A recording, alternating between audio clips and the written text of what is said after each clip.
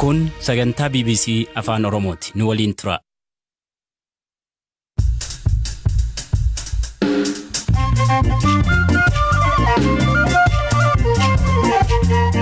Ashama kamoltan hordoftoota keenya sagantaan keenya as magaalaa Nairobi irraa darbu eegale.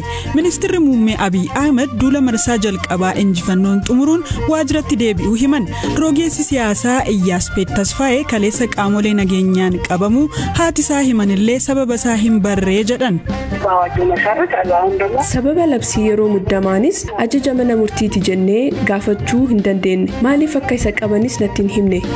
Koomishiniin mirgoota namoomaa Itoophiyaa amanamummaa qabaachuun beekamtii idil addunyaa argate. ለኮሚሽኑ ስራ አንድ እውቅና ነው ይሄ ኩኒ ሆጂ ኮሚሽኒቻፍ ቤከምቲዳ ከነ መሌስ ሞቱሞተ ገምቶመኒቲ መነ መሬ ምርጎተ ነሞማ ወሊን ሃሪሮ ከለቲ ታሱን ይደንዳ ገባሳሌ ብሮስ ቀብና ሰገንቲቻ ፍራውል በላይ ሲኒፍ ዴሳ Ministeerri muummee Itoophiyaa Abiy Ahmed erga adda waraanatti duuluun waraana taliigaa turanii booda amma waajiratti deebi'uu ibsan.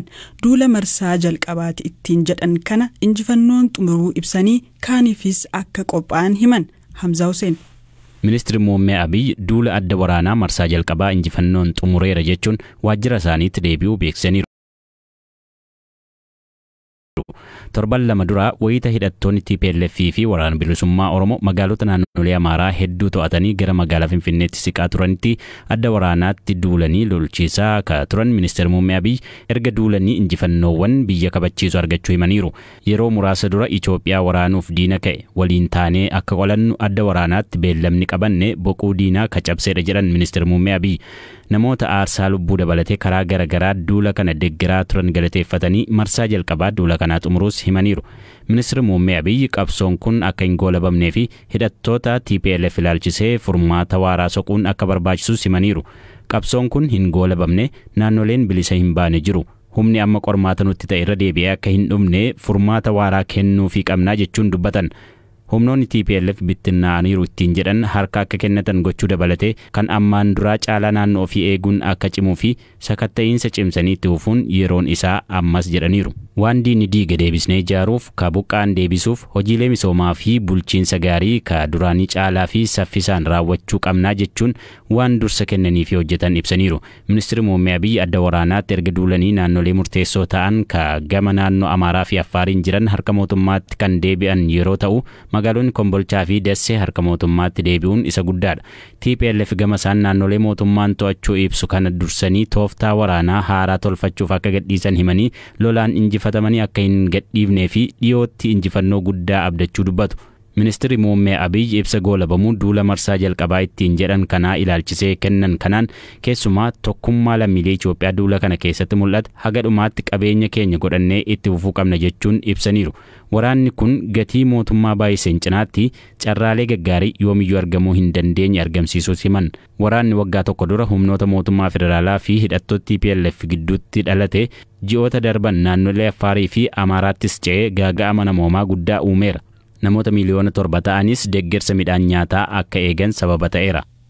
Ministeerri muummee Abiy Ahmed guyyaa roobii dirree waraanaatii waraana kallattiin taliigurraa deebi'uu erga ibsanii booda bulchitoota biyyoota baha Afrikaa 6 waliin mari'achuu himaniiru. Akka ministeera muummee Abiyyitti bulchitoonni waliin mari'atan kan Jibuutii, Keeniyaa, Yugaandaa, Soomaaliyaa, Eertiraa fi Sudaan kibbaadha. Itoophiyaan hariiroo biyyoota ollaa waliin qabdu cimsuuf dursa kennitee hojjetaa jirti jechuun fuula Tiwiitaraa isaanii irratti barreessaniiru.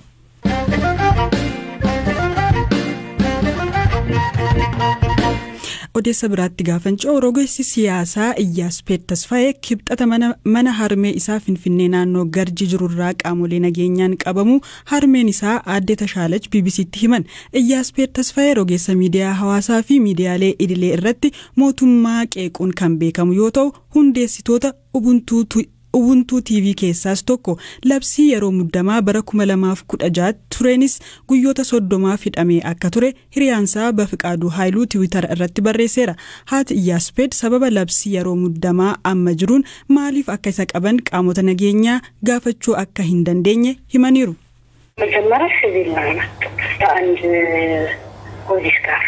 ተኝቻለሁ አይደል አባይታችንም እንጂ ከነበሩ አላውቅም ብሬን ተሰብሬ ምንም መስራት ስለማልችል ተኝቼ ነው ani miilli kiyya cabee mana ture Iyyaaspeedis manuma keessatti osoo na waldhaanaa jiru sakatta'uuf manatti ol lixan qaamolee nageenyaa 8tu gaafii isa gaafataa turan innis deebisaa ture waan jedhan garuu hin dhageenye sababa labsii yeroo muddamaanis ajaja mana murtiiti jennee gaafachuu hin dandeenye garuu maaliif akka isa qabanis natti hin himne gaafiidhaaf isa barbaanna qofanaan jedhan yeroo sakatta'aa turanis bilbilaa fi laaptooppiin ala waan argatan hin qaban ganama sa'aatii 3 irraa qabee hanga guyyaa sa'a 7tti erga sakatta'anii booda isa fudhatanii deeman gara iddoo Addis Ababaa poolis jedhamu isa fuudhanii deeman obboleettiin isaas hordoftee nyaata bittee kenniteef malee kibxataa fi dilbata alatti dubbisuun hin danda'amu jedhaniiru.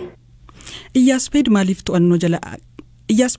to'annoo jala akka oolee kan gaafanne daayiriktarri sabquunnamtii koomishinii poolisii Finfinnee Koomaandar Faasikaa Ufantaa dhimmicha irratti odeeffannoo akka hin qabne himanii mirkaneessee isinitti himaa jedhanillee deebisnee bilbilaan kaasuu hin dandeenye.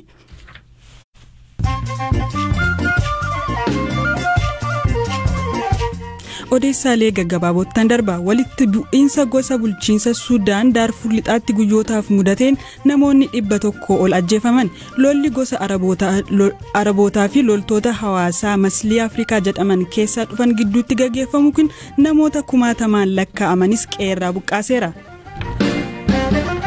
Gamtaan Afrikaa biyyoonni miseensa gamtichaa sababa akaakuu koronaa vaayirasii haaraa Omicron jedhamuun uggura imalaa akka walirra hin keenye akeekkachiise. Vaayirasichi Afrikaa kibbaatti argamu hordofee biyyoonni Afrikaa fi biyyoonni lixaa uggura imalaa biyyattii irra kaa'uu isaanii gamtaan Afrikaa fi UN mormaniiru. Chaayinaan biyya gaazexeessitoota hedduu hiitu ta'uu gabaasni mul'ise. Gabaasni gareen mirga gaazexeessitootaaf falmu Reporters Without Borders baase yoo xiqqaate gaazexeessitoonni 127 wayita ammaa Chaayinaa keessatti hidhaa jiru jedhe. Chaansilarri Jarman Angela Merkel erga waggaa 16 bulchiteen booda Olaf Scholz gamtaa paartilee sadii gaggeessuuf chaansilara ta'uun waadaa galan. Scholz paarlaamaa Jarmanii kan gamtaan paartilee sadii keessatti sagalee caalmaa qabaniin filatame. Yuunivarsiitii beekamaa Morokootti barsiisonni barattoota shamarraniif qabxii gaarii kennuuf saalquunnamtii geeddaraa gaafatanii mana murtiitti dhiyaatan. Biyyattii keessa rakkoon akkanaa baay'inaan jiraatus badaa mana murtiitti hin dhiyaatu ture. Odeessaaleen kanuma.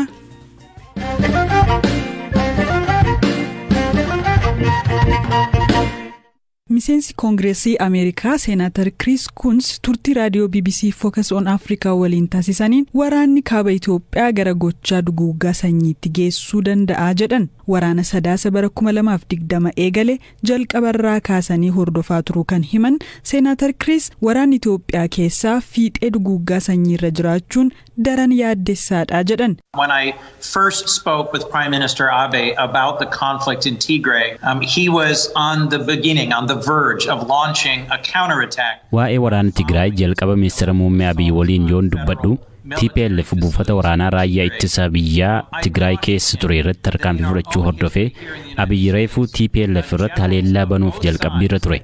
Yeroo sana taatee Ameerikaa mudate akka fakkeenyaatti dhiyeessuun itti himeen ture. Wayita waraanni waliinii Ameerikaa eegalu jeneraalonni gama lamaaniinuu turan waraanichi torbanoota keessatti xumurama jechaa akka turan itti himeen ture. Inni garuu tarkaanfiin waraanaa Tigraay keessatti loltooti isaa eegalan torbanoota keessatti ka xumuramuu fi wanti ijoon hooggantoota garee yakkamaa muraasa itti marsanii qabuu qofa malee waraana waliinii guutuu akka hin taane natti hime. Anis deebiseen akkas jedheen waraanni waliinii Ameerikaa torbanoota keessatti xumurama jedhame eegalamee waggoota 4 akka turee fi waraana hamaa dhiigni hedduun irratti dhangala'e akka ta'e itti himeen ture. Fakkeenyi waraana waliinii Ameerikaa kun akka of duuba deebi'u isa taasisa jedhee abdadheen ture. Garuu hin taane. Waggaa tokko booda gama lamaaniinuu akkasumas loltoonni Eritiriyaa fi milishoonni naannolee waraana suukanneessaatti jiru. Amma waraanichi danqaatti jira. Furmaatni waraanaan argamu tokkollee hin jiru. Kanaaf qaamoleen lamaanuu hatattamaan gara marii akka dhufan hubachiisuun barbaada. Itoophiyaa keessa milishoonni saba bu'uura godhachuun ijaaraman jiraachuun Yugoslaaviyaa na yaadachiisa kan jedhan Seenaatar Chris Coons akkuma Yugoslaaviyaa Itoophiyaanis bittinnaa'uu maltii yaaddoo jedhu qabaachuu dubbatu. That reflects the fact that there are ethnic militias throughout Ethiopia. There are a whole series of regional tensions and conflicts. Jibbiinsii fi walgaarreffannaan sabummaa irratti hundaa'ee jiraachuu fi naannolee hunda keessatti rakkoo fi dhiphinni argaa jirru Yugoslaaviyaa bara Tiitoon ajjeefame na yaadachiisa. Itti fayyadamni jechootaa saboota jidduu jiru akkaataa marsaaleen hawaasaa san hammeessaa jiran muddamni naannolee jidduu jiruu fi kaan daran na yaaddessa. Qarqara nagaa mariin argamuurra osoo hin taane qarqara waraanaa gara duguuggaa sanyiitti geessurra jirra. That we are on the verge not of a negotiated peace, but of a fracturing conflict that might well lead to a genocide in Ethiopia. Mootummaan Itoophiyaa faallaa kanaatiin biyya TPLF'n diigamuuf jirtu baraaruuf lolaa akka jiru hima. Mootummaan Ameerikaa gara TPLF goruun waraanatti jajjabeessa jedhamuun mootummaa Itoophiyaatiin komatama.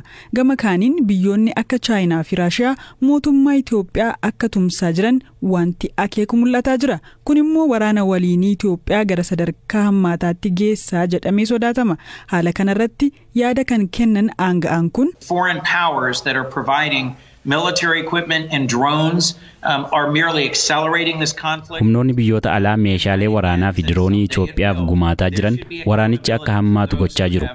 Waraanni kun wayita xumuramu qaamoleen dhiittaa mirga namoomaaf haala mijeessaa turan itti gaafatamuu qabu. Kanaaf Koongireesii Ameerikaa keessatti seera namoota waraana Itoophiyaa keessatti mirgooti namoomaa akka sarbamu taasisan itti gaafatamoo taasisuu fi waraanichaaf furmaata siyaasaa deeggaruu eegalchiiseen jira. Sudaanitti iddoo baqattoonni qubatanii jiranis daawwadheera. Namoota daraa waraanaaf dhiittaa mirga namoomaa baqatanii jiran qaamaan argachuuf carraa argadheera.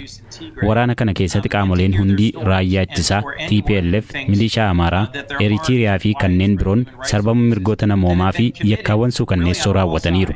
Dirqiin gudeeduunii fi lammiilee beelessuu akka meeshaa waraanaatti bal'inaan dhimma itti bahamaa ture. Use of rape as a tool of war, massacres of civilians, abuse of historic sites. But the principal one is the use of hunger as a weapon of war. Mootummaan Itoophiyaa beela akka meeshaa waraanaatti fayyadamuun himatamus garuu qorannoon waloo Koomishinii Mirgoota Namoomaa Itoophiyaa fi Waajjira Mirgoota Namoomaa UN mootummaan ta'e jedhee beela akka meeshaa waraanaatti fayyadamuu ragaan agarsiisu akka hin jirre himaniiru.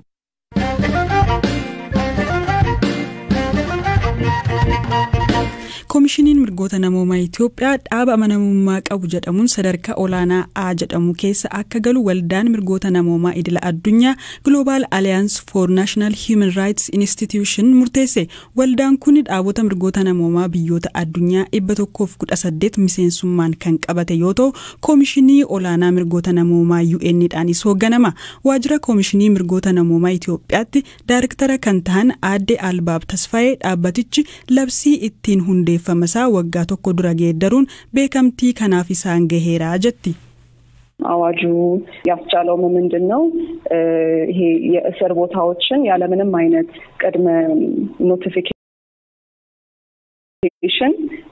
ማየት ይችላል። ለብሲ ሃሮን ፈሜን ኮሚሽንች መኔቲ ሂዳ ቤክሰ tokko malee dhaqee ilaaluu danda'a. Kanaanis qabiinsa manneetii hidhaa garaagaraa daawwachuun danda'ameera.